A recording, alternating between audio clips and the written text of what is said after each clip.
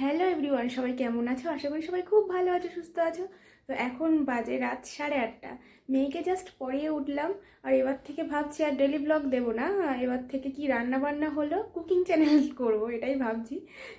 কারণ daily blog করার মতো টাইম মোটেও পাচ্ছি না, খুব বিজি। কারণ মেয়েকে পড়িয়ে নিয়ে নিজের সেলাই সংসারের কাজকর্ম করে আর একটুও টাইম হচ্ছে না ডেলি ব্লগ শ্যুট করার বা এডিট করার।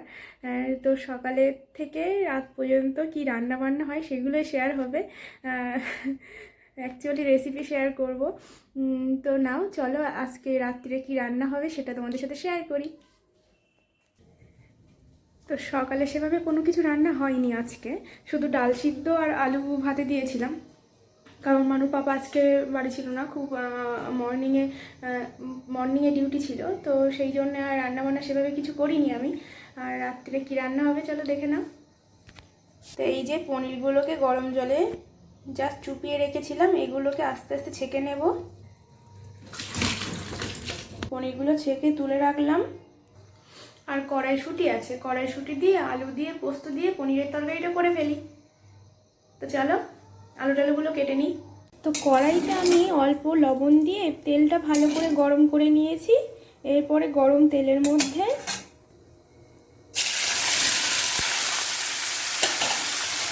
পনিরগুলোকে দিয়ে ভালো করে ভেজে নেব।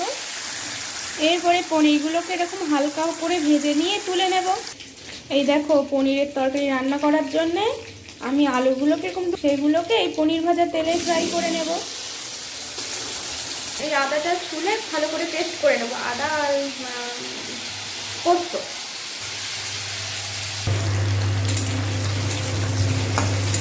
এগুলো ফ্রাই হতে হতে চলো আদা আর পোস্তটা পেস্ট করে নিই।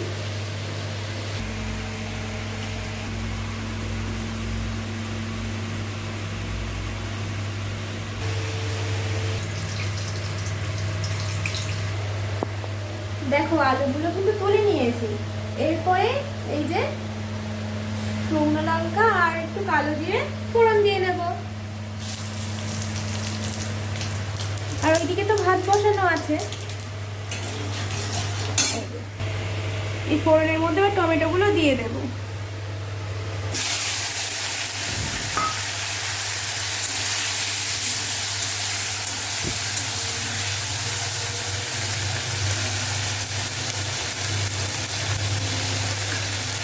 ওগুলো যখন নরম নরম হয়ে যাবে তখন ওর মধ্যে এই যে আদা আর এই যে পোস্ত বাটাটা দিয়ে দেবো।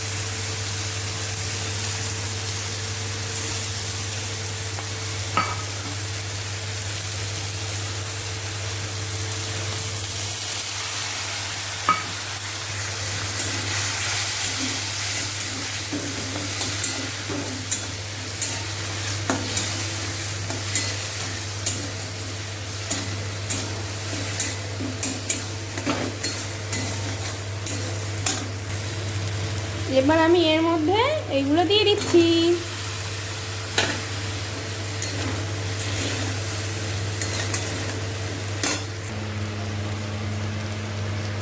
এবার স্বাদ মতো লবণ দিয়ে দেব, দিয়ে ভালো করে কষিয়ে নেব।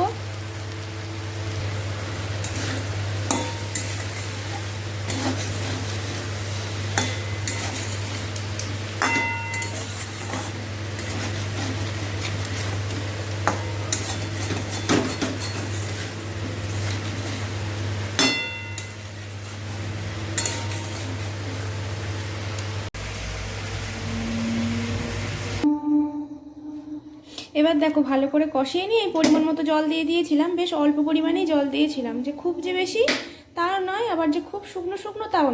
আর সবাই তো ধনেপাতা কুচিয়ে দেয়, আমি আজকে পেস্ট করে দেব, কারণ কুচিয়ে দেব না। দেখি আজকে পেস্ট করে দিয়ে কেমন টেস্ট আসে। তো এই যে তার জন্য পেস্ট করে নিয়েছি। এই দেখো। তো জলটা দেওয়ার পরে মিনিট 5 মতো একটু জ্বালিয়ে নিই। আর আলুগুলো তো ভেজে নিয়েছিলাম, ওই জন্য সিদ্ধ সিদ্ধ হয়ে গেছে, খুব একটা বেশিক্ষণ জাল দেওয়া লাগবে না। তো চলো রান্নাটা তাহলে করি।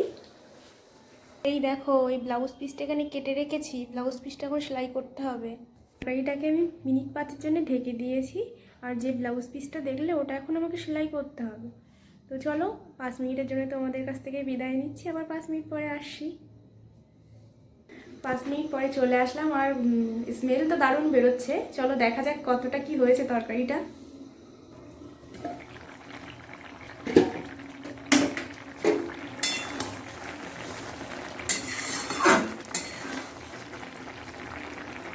এই দেখো, আলু কিন্তু সিদ্ধ হয়ে গেছে।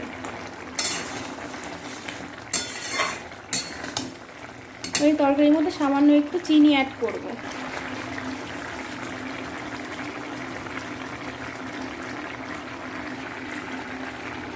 এরপরে দিয়ে দেবো সেই ধনেপাতার পেস্টটা।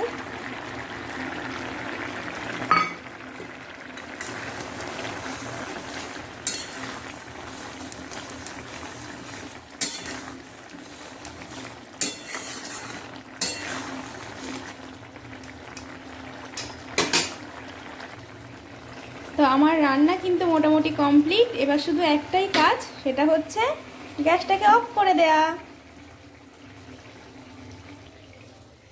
রান্নাটা কিন্তু সত্যি খুব দারুণ স্মেল আসছে, তো তোমরা বাড়িতে অবশ্যই ট্রাই করতে পারো। তো এখনকার মতো টাটা।